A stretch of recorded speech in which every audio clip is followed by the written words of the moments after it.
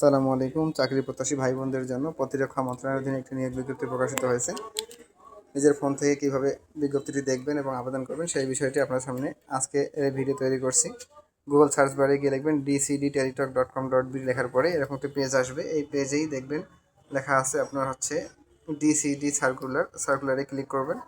সার্কুলারে ক্লিক করার পরেই আপনার এরকম একটা আবার অপশন চলে যাবে, আবার পেজ আসবে। এই পেজে লেখা আছে আপনার শুরু এবং শেষ তারিখ, আবেদনটি কবে শুরু হয়েছে এবং কবে শেষ হবে।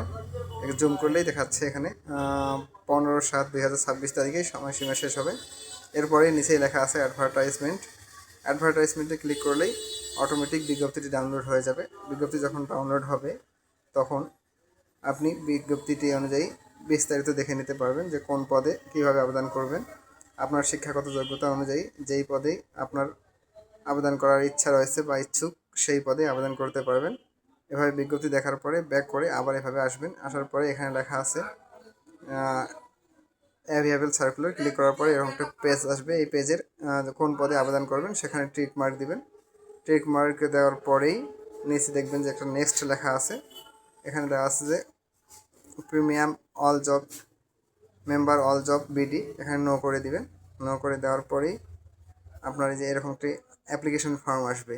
এই অ্যাপ্লিকেশন ফর্মটি সুন্দর করে দেখে নেবেন।